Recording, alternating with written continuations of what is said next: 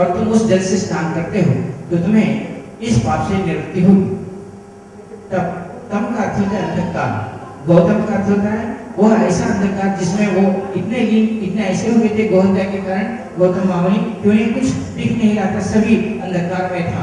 तब उन्होंने गोमुखी से ब्रह्मगिरी पर्वत पर तपस्या की और गोदावरी नदी, जो गोदावरी का अर्थ होता है इस संसार में ऐसा वर देने वाली, जितने भी हम पाप हमने किए हैं उस मार्ग से जाते जाते उसको पापों को धोने वाली, ऐसे उसे गोदावरी नदी कहा गया है। गौतम महर्षि ने उस गोदावरी नदी को नासिक त्र्यंबकेश्वर के पास उसका उद्भव हुआ और उन्होंने जहाँ उषा से यानी जहाँ से दर्भ से गाय को मारा था उस दर्भ के पास एक कुंड निर्माण किया गया और वहीं उस कुश पर जल बरसा और उस कुश में उन्होंने स्नान आचरण किया और वे स्नान से निवृत्त हुए और गोहत्या से निवृत्त हुए। तब कहते तो ये भी है कि गौतम महर्षि जब इस गोहत्या में थे तो उन्होंने एक बार ये लगा कि अपनी गुरु परंपरा में सिद्धाश्रम को जाकर पूछे कि सिद्धाश्रम में ऋषियों को कि ये पाप की निवृत्ति कैसे हो और ऋषियों से मिले। तो गौतम महर्षि जब सिद्धाश्रम के द्वार पहुंचे तो द्वार बंद हो गए और गौतम महर्षि कहा कि तुम्हें प्रवेश नहीं है, क्योंकि उनकी हत्या से उन्होंने गोहत्या की थी और ब्रह्म हत्या हुई थी, अपना अपमान महसूस कर रहे थे और उनकी सारी स्थितियां चली गई। तब उन्होंने गोदावरी नदी को इस पृथ्वी पर उतारा और माँ से प्रार्थना की, माँ एक वरदान दे कि तेरी यह नदी सारे पापों का निराकरण करेगी। उसमें भी उन्होंने जब प्रार्थना की तो माता ने कहा कि वरदान देती हो कि जो गोदावरी नदी में आकर स्नान करेगा उसके सारे पाप धुल जाएंगे। कहते हैं कि गोदावरी नदी में स्नान करने पर पाप धुल जाते हैं, गंगा माता को स्मरण करने पर, गंगा माता को देखने पर पाप धुल जाते हैं और नर्मदा नदी को स्मरण करने पर ही अपने पाप धुल जाते हैं। लेकिन इन सभी के होने पर भी इनके पास यह अमृत भांड रखा गया है और राक्षस उसको चुराने के लिए तरह तरह के मार्ग ढूंढने लगे। तब गौतम महर्षि बृहस्पति जी ने यह देखा कि अगर इस अमृत भांड को मैं यहीं रखूं तो देवता मुझे मारकर भी युद्ध करके भी अमृत भांड को ले जाएंगे। तो हर समय वो एक एक नदी में ले जाकर अमृत भांड को रखते थे और उस अमृत भांड में जब जब रखते थे इस नदी में तो नदी में छिपाया हुआ उन राक्षसों को वो नहीं मिलता था। जब तक अमृत भांड नदी में रहता था वो नदी पर से अमृत के बिंदु बन जाते थे और सारे संत महात्माओं को ये जब पता चला कि अमृत भांड यहाँ रखा गया है तो संत महात्मा आ गए। कुंभ का मतलब है अमृत कुंभ को नदी में रखने की प्रिय, अमृत कुंभ को नदी में रखा गया और उस कुंभ पर से जब जल गया तो उसे कुंभ पर कहा गया। तो वो इतने दिन रखते थे कि जब फिर राक्षसों को पता चल जाता कि उन्होंने यहाँ कुंभ रखा है, गोदावरी से हटाए गंगा में रखे, गंगा से हटाए नर्मदा में रखे, कृष्णा में रखे। इस प्रकार सिंह राशि में जब बृहस्पति थे तब इस कुंभ को अगर गोदावरी नदी में रखा गया था, इसलिए इसे कुंभ पर्व गोदावरी का कहा जाता है। अब बात यह हुई कि यहाँ बहुत सारे विद्वान, अगर आप आंध्र में दक्षिण में आओ तो कुंभ पर्व 14 जुलाई को आरंभ हुआ और 25 को खत्म हो गया और दाते पंचांग महाराष्ट्र के अनुसार आप देखो तो 14 अगस्त तक यह कुंभ पर्व चल रहा है। वहाँ शाही स्नान भी और सारी चीजें भी। अब ये अगर मैं बहुत ज्ञात है, मुझे पता है, मैं 14 जुलाई से 14 अगस्त तक बृहस्पति का कुंभ नासिक त्र्यंबकेश्वर में होगा और राजमंड्री में 25 को खत्म होगा। क्यों? अब मेरे जैसा आदमी अज्ञानी तो पूछेगा कि यहाँ विद्वानों के ब्राह्मणों को पूछेगा कि ऐसा क्यों हुआ। तो सभी लोग कोई भी ये बात कहने से नहीं आए कि क्यों रखा गया, जिस मुहूर्त को रखा जाना चाहिए। सच्चाई यह है कि हर कुंभ में नदी जहाँ से आरंभ होती है वह स्रोत उस भगवान का, उस पृथ्वी की कुंडलिनी शक्ति है हर नदी, और उस कुंडलिनी नदी में गंगा में स्नान करने के कारण ही हमें वो उसकी पुष्टता, उसकी श्रेष्ठता हमें पता चलती है। गोदावरी नदी जब नासिक त्र्यंबकेश्वर से आरंभ हुई तो वो मूलाधार था, वहां से कुंडों पर नदी बहती हुई भद्राचरण के पास ये एक एक चक्र है, जहां जहां नदी मिलती गई वो अपनी कुंडलिनी की ग्रंथियां हैं, वो ग्रंथियां गोदावरी नदी की ग्रंथियां कहलाई जाती है। और इस ग्रंथियों पर इस पर्व काल में जो स्नान करता है उसको उसका पुण्य मिलता है, ऐसा कहा गया है। तो नासिक त्र्यंबकेश्वर की गोदावरी मुक्त कुशावर्त में कुंभ रखा गया तो वहां से पानी बहने लगा। वहां से पानी बहते बहते आने के लिए सच्चाई तो ये है कि पहले नासिक त्र्यंबकेश्वर में कुंभ आरंभ होता है और कुंभ उठाते समय उसका निराकरण होता है। तो आप कोई भी बात याद रखो कि हम एक जल जहां से प्रवाहित हुआ वहां कोई स्थान रखे, वहां कोई चीज रखे, ऐसा साबुन का पानी ही क्यों हो, तो बहते बहते क्या जाता है, यहाँ जब तक ना साबुन जब तक पूरा पिघल न जाए तब तक पानी आपको यहाँ साबुन का पानी मिलेगा, लेकिन आखिरी तक जाता है तो नहीं जाएगा, वो बीच में ही कटता हुआ चला जाएगा। उसी तरह अमृत भांड का पानी, यहाँ कुंभ का पानी वहां तक नहीं पहुंचा, लेकिन 14 अगस्त तक कुंभ रखा गया है और नासिक त्र्यंबकेश्वर में 14 अगस्त तक कुंभ वहीं रहता है, इसलिए कुंभ वहां 14 अगस्त तक चलता है। तो उस ब्रह्म हत्या के दोष के लिए जिनको सिद्धाश्रम प्रवेश भी ना हुआ, ऐसे गौतम महर्षि और सारे ऋषियों ने जहां स्नान किया और उन्होंने उस स्थिति को, यानी उस पाप से मृत्यु होने नासिक त्र्यंबकेश्वर में अपने निखिल चेतना केंद्र की ओर से कुंभ पर्व का साधना शिविर रखा हूँ 7 और 8 को अगस्त को, जो सेकंड सैटरडे संडे है, और सभी की 8 और 9 तारीख को 7 से यहाँ निकलेंगे, 8 और 9 हम नासिक त्र्यंबकेश्वर में कुंभ पर्व मनाएंगे। तो इससे पहले कि कुंभ पर्व की जानकारी दे, ब्रह्म हत्या क्या होती है। हमारे पास 3 ऋण है हमारे शरीर में, के कोख से जन्म लेते हैं, इसी ऋण के कारण ही जन्म लेते हैं, उनका ऋण फेडने के लिए जन्म लेते हैं। अब उस ऋण में अपने को माँ बहन मिलती है, पत्नी मिलती है, भाई मिलते हैं, दोस्त मिलते हैं, जब हम कोख से जन्म लेकर शरीर धारण करते हैं तो वो अपने ऋणों के कारण ही मिलते हैं। और कोई दोस्त ऐसा मिल जाए जो कि अपने फंसाने वाला हो, जो कोई ऐसी बहन मिल जाए जो अपने को सताने वाली हो, जो कोई ऐसा सगा संबंधी मिल जाए जो हमें फंसाने वाला, या हम भी उसको सताने वाले हो, हम सब इसके होते हैं कि पितर ऋणों के कारण होते हैं।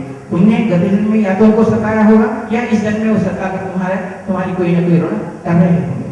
ऐसे ऋणों की उपशमन के लिए क्या आपके बच्चों को जो अच्छे खासे थे, अच्छा कार्य कर रहे थे, उनको नौकरी नहीं मिलती, उनको सुख नहीं होता, अपने को पति पत्नी बच्चों का सुख नहीं होता, बहुओं का सुख नहीं होता, सास को नहीं होता, तो ये सारे ऋणों के कारण ही वो जन्म लेते हैं। कभी कभी देखो, बहुत हम एक अच्छी सी गाय 50,000 की लेके आते हैं, घर में रखते हैं, वो कहता है बेचने वाला गुरुजी इसके बस 20 लीटर का दूध देगा, घर पे आते हैं तो 1 लीटर की दूध नहीं आता। क्यों? क्योंकि ऐसा कोई ऋण तुम्हारे से हुआ होगा कि तुमने उस गाय का, उस जमीन का ऋण प्राप्त नहीं किया होगा, और उस ऋण का जमीन का ऋण तुम प्राप्त, उस जमीन को किस तरह प्राप्त किया है, जो तुम खेती बाड़ी करते हो, आज बारिश नहीं हो रही, क्या कारण है? तो इसके पीछे जिस ऋणों के कारण तुम इस दुख को अनुभव कर रहे हो उसे पितर ऋण कहा गया है। देव ऋण वो होता है कि हम देव भगवान को मंदिर बांधूंगा, मैं मेरे को बच्चा हुआ तो फलाना कार्य करूंगा, मैं फलाना कार्य करूंगा, और भूल जाते हैं होने के बाद। आपको सत्यनारायण की कथा पता है, वो देव ऋण होता है। ऋषि ऋण वो होता है कि जिसको जिसे हम संतान, ब्रह्मा पहले सृष्टि करता है और केवल 7 ही गोत्र ऋषि हुए, और हम सभी भी, चाहे आजकल कुल की मर्यादा निकली होगी, आजकल इस वर्ण व्यवस्था को निकला होगा ब्राह्मण क्षत्रिय शूद्र, लेकिन हम सभी भी उस सप्त ऋषियों के औरस पुत्र ही है। सभी, कोई उसमें वर्ण नहीं है, कोई शूद्र नहीं है, कोई क्षत्रिय नहीं, कोई वैश्य नहीं, कोई ब्राह्मण नहीं, सभी लोगों का अगर गोत्र उस ब्रह्मा के उस 7 पुत्रों से ही आता है। और 7 पुत्रों का ऋषि, उस ऋषि का ऋण हमारे सभी पर है। हमारे साधनाओं में सिद्धि नहीं मिलती, या देवता हमें प्रत्यक्ष नहीं होते, या हमारे तपस्या करने पर भी, मंदिर बांधने पर भी, माँ बाप की सेवा करने पर भी अगर कभी हमें फल नहीं मिलता, तो इसका कारण केवल ये होता है कि वो ऋषि ऋण होता है।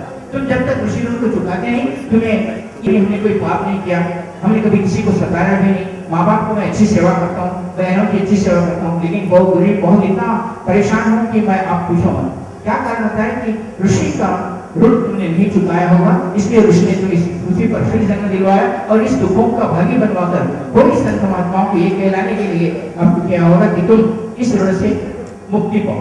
इसी प्रकार सूर्य और चंद्र भगवान पृथ्वी पर हो या दूसरे ग्रहों पर भी हो, करता मनुष्य पाप करता है, लेकिन सूर्य और चंद्र दोनों भी देखते हैं, अपने पापों को पुण्यों को दोनों को भी देखते हैं, तो थोड़ा सा असर उन्हें भी लगता है पाप देखने के बाद। और इन पापों के कारण जब अमृत भांड को देखने गए तो वह राक्षस आया और बैठा, जिसके बारे में विष्णु भगवान मोहिनी को कहा गया कि अमृत पीने के लिए एक राक्षस आके बैठा, वो देवता का रूप धारण करके बैठा है। तब विष्णु भगवान ने देखा और अपना सुदर्शन चक्र चलाया, वही उसका सर्प और इसकी दुम के कारण वो सर्प राहु और केतु कहलाए, जिन्होंने अमृत भांड का ग्रहण किया था, और तब से सूर्य और चंद्र को ग्रहण लगता है। ऐसा दोष भी सूर्य और चंद्र का ग्रहण केवल कुशावर्त या इस कुंभ पर्व में विशेष मंत्रों के साथ स्नान करने पर उस पापों का अपने पास काल सर्प दोष हो तो उस काल सर्प दोष से जुड़ने मिलते हैं। अपने ऊपर कोई आत्मा अवमानित हो गई है और आत्मा छोड़ के नहीं जा रहे, हम कल तक अच्छे थे लेकिन एकदम बिगड़ गए, एकदम अपना सर चकरा गया, घर में सबसे झगड़ने लगे, ऐसी स्थिति आ गई कि कल तक देवता की पूजा करते थे, आज पूजा छोड़ दी। कल तक बच्चा स्कूल को जाता था, आज स्कूल को जाने की नहीं बात करता। कल तक माँ बाप से प्रेम करता था, आज माँ बाप से प्रेम नहीं करता। कल तक सभी का आदर करता था, आज आदर नहीं करता सब। ये तो ये तब होता है जब हमारा कोई पितृ ऋण या पितृ दोष हम पर, या राहु केतु का दोष ना करे, या राहु महादशा की एंट्री हो, या राहु महादशा आई हो, या केतु राहु अपने पर प्रभाव बताते हो, तब एक ऐसी स्थिति अपने उत्पन्न होकर आत्मा का आह्वान होता है। जब सूर्य चंद्र को ही ग्रहण पकड़ता है, राहु केतु ने पकड़ा है, तो हमें कहाँ छोड़ेंगे। ऐसी स्थिति में इस कुंभ मेला में इस प्रकार की इसमें अगर हम विशेषतः स्नान करते हैं तो हम इस कुंभ पर्व का आनंद अनुभव कर सकते हैं। यही नहीं, गुरु जी ने एक बार कहा था, परम पूज्य सदगुरुदेव जी के बड़े बेटे, पानीपत की कहानी बता रहा हूँ।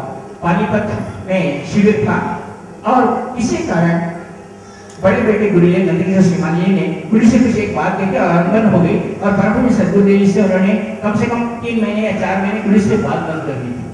आज जो बड़े बेटे गुरु जी के नंदकिशोर श्रीमान जी था, उतने में सडन नंदकिशोर श्रीमान जी स्टेज पर आया था। तब नंदकिशोर श्रीमान जी ने स्वयं कहा कि मेरे ऊपर दुष्ट ग्रहों का प्रभाव होने के कारण मैंने अपने पिताजी से ही अनबन करते हुए मैंने बात बंद कर दी थी, और यह बात बंद करने के कारण आज मैं उस कष्ट को अनुभव कर रहा हूँ। मैं मेरे पिताजी से क्षमा मांगता हूँ कि मुझे क्षमा करें और वे मुझ पर आशीर्वाद दें। या अगर पानीपत का आप कभी कैसेट देखें, मैं समझता हूँ 1994 का कैसेट होगा, जिसमें स्वयं नंदकिशोर श्रीमान जी इस ग्रहों के प्रभाव से पीड़ित होकर परम पूज्य सदगुरुदेव से प्रार्थना कर रहे थे। और तब परम पूज्य सदगुरुदेव जी ने भी उसका खुलासा करते हुए कहा था कि ये बात सच है कि उसके ऊपर ऐसे ही ग्रहों का प्रभाव था। वो मुझसे बिछड़ा, वो मुझसे कुछ बातें कहा। मैंने कहा कि तू बेटा है तो मेरे जायदाद का मालिक है, तुझे अगर शिष्य बनना है तो मेरी सेवा या मेरी साधना करनी होगी, तभी मैं शिष्य का आशीर्वाद तुझे प्रदान करूंगा। कि गुरु जी के वचन थे उस समय। तो जब परम पूज्य सदगुरुदेव जी के बेटे की स्थिति है तो हम कहाँ हैं? हम कहाँ हैं? हमारे ऊपर ग्रह का प्रभाव बनाएंगे, हमारे ऊपर ग्रहों का असर रहेगा ही रहेगा। ऐसे समय में राहु और केतु जब अपना ग्रह अपने ऊपर असर छोड़ते हैं तो हम अपने लोगों से दूर होने लगते हैं, प्यार करने वालों से दूर होने लगते हैं। प्यार ऐसा प्यार होता है कि जो हमें विष पीने के लिए मजबूर कर देता है या आत्महत्या करने के लिए मजबूर कर देता है। ऐसी स्थिति राहु केतु उत्पन्न करते हैं। उस समय इस दोष का निराकरण करने के लिए, निवारण करने के लिए हम जिस स्थिति को प्राप्त करते हैं वह इस कुंभ पर्व में अगर विशेष मंत्रों के साथ स्नान किया जाए और उस कुश को अपने सर पे रखकर विशेष मंत्रों से स्नान किया जाए तो उन पापों से हमें निवृत्ति मिलती है। हमारी संतान भी होती है, कोई अपाहिज संतान होती है, कोई मूर्ख संतान होती है, या कोई संतान ऐसी होती है जो हमारे बारे में ही चिंता, हम जीवन भर उसी संतान की चिंता में रह जाते हैं। ये किसी ग्रहों के कारण होता है या किस ग्रहों के अपने अनुकूल नहीं रहने के कारण होता है। ऐसी समस्याएं जब हमारे जीवन में आ जाए तो समझना कि हमारे ऊपर ग्रहों का प्रभाव है। अच्छी नौकरी चल रही है और सडन किसी ने नौकरी पर से निकाल दिया। ये नौकरी में से निकालने की बात नहीं हुई, वहां से वरदान प्राप्त किया था कि तेरे इस पर्व में जो भी स्नान करता है आप उस ब्रह्म हत्या की दोष को निकाल दोगी। यह उन्होंने प्रार्थना की। लेकिन इससे पहले कि हम आपको हमारे परीक्षा को जाने से पहले प्रिपरेशन करना पड़ता है, पुस्तक पढ़ना पड़ता है। पुस्तक पढ़ो, टीचर से कोई लो तो तब जाकर परीक्षा में पास होने की परीक्षा में। सभी लोगों ने, बहुत सारे लोगों ने स्नान किया कुंभ पर्व में जाकर, पुष्कर में स्नान किया। पुष्कर कहते हैं यहाँ, पुष्कर को कहते हैं, ब्रह्म पुष्कर भी कहते हैं, आप सब लोग जानते हैं। मैं ऐसे ही कल मजाक में कह रहा था, हमारे मनोज जैसे लोग हैं उनको पूछ गया, या दीक्षित जैसे लोगों को राहु के अधिष्ठात्र देवता कह रहे हैं। हम नासिक त्र्यंबकेश्वर जाएं या किसी भी पुष्कर को जाने से पहले इस राहु काल में अगर हम श्वेतार के गणपति के सामने या श्वेतार गणपति का एक मनोकामना सिद्धि यंत्र, पाप निवृत्ति वाला यंत्र है, उसके मूंगा माला के साथ उसके सामने अगर हम 21 माला मंत्र जप करते हैं और उस यंत्र के साथ अगर कभी भी कुंभ मेला के समय नदी में जाकर उस यंत्र को दक्षिणा के साथ नदी में छोड़ देते हैं तो उस कुंभ या पुष्कर का फल हमें जरूर मिलता है। और हमारे ऊपर होने वाली काल सर्प का दोष हो या पितृ ऋण हो, उस ऋणों से मुक्ति मिलती है। हम इस ऋणों से मुक्ति मिलने के लिए, हम इस ऋणों से मुक्ति पाने के लिए जो विधान, जैसे महर्षि ने भी यही प्रार्थना की थी कि जब उन्हें असिद्ध महसूस हुआ कि वो कहीं भी जाते हैं तो उनका कार्य कुछ नहीं होता और वे असमर्थ अपने आप को कहने लगे, तब उन्होंने ये साधना की, गोदावरी नदी को लाए, उसके ऊपर जब हुआ तो उन्होंने कहा कि माँ मेरा नाम संसार में मुझे यश प्राप्त हो। पुण्य और यश का कर देने, पुण्य और यश को देने वाली स्थिति को पुष्कर कहा गया है। तो इस यश को मेरे को पुण्य मिले और उनसे मैं यश को प्राप्ति करूं। यह बात उन्होंने प्रार्थना की। तब ब्रह्मा के मानस पुत्र विश्वामित्र जी जब 60,000 साल तपस्या करके मेनका के साथ उन्होंने मेनका की अप्सरा के उस मोह में पड़ गए और उन दोनों ने जब एक हुआ तो मेनका को भरत नाम अपनी शकुंतला नाम की पुत्री का जन्म हुआ। तो वह जन्म होकर जब वह रोने लगी तो बहुत खुश है इस भारतवर्ष में और मेरे से ऋषि ने जो 60,000 साल तपस्या करके तुझे पुत्री को प्रदान किया है, ये मेरे कारण तुझे हुआ, अब इसका पालन पोषण हम दोनों मिलकर करेंगे। तो मेनका ने छठ के साथ कहा, मैं देवताओं की वेश्या हूं, केवल तपस्या भंग करने के लिए और तुम्हें इस प्रकार इसको देने के लिए 60,000 तपस्या से इंद्र का आसन खिल रहा था और उसने मुझे भेजा था, मैं आई यहाँ तुम्हें शरीर का पुष्टि की, तुम्हें शरीर के सौंदर्य का प्रदान की, तुम्हारे शरीर में वो सब बल प्रदान किया और तुम्हें मोह में डाल के इस पुत्री को दे दिया। मेरा काम खत्म, मैं मां नहीं बन सकती, मैं देवताओं की वेश्या हूँ। और वो चले जाने लगी। विश्वामित्र की आंखों में आंसू आए, वो रोने लगे कि क्या स्त्रियां ऐसी भी होती है। उन्हें लगा कि किस पाप के कारण मैंने ये सब अनुभव किया। उन्हें लगा कि वशिष्ठ जैसे ब्रह्म ऋषि को तुमने उनके सब पुत्रों को मारा, जिसके कारण वो ब्रह्मा हत्या ली, इस कारण मुझे यह भोगना पड़ा। जब ये मालूम हुआ तो विश्वामित्र ने तपस्या के लिए पुनः तुम्हें जाने की क्रिया करता हूँ, तुम तुम्हारी पुत्री को मुझे दे दो। और गौतम आश्रम में माता शकुंतला करी और जिस शकुंतला दशरथ का पुत्र भरत हुआ वो यश प्रदान करने वाला गौतम महर्षि के उस पालन पोषण में हुआ, ये तो सब लोग जानते हैं। लेकिन इसके पीछे की ब्रह्म हत्या की कथा ये रही कि विश्वामित्र भी अपनी तपस्या को खो बैठे और गौतम महर्षि ने उस तपस्या को इस पुष्कर में स्नान करने के कारण ही बदले। जब इतने ऋषियों को इस तरह होता है तो मैं आपको कहता हूं कि इस पुष्कर की परीक्षा का पहला श्रेष्ठता यह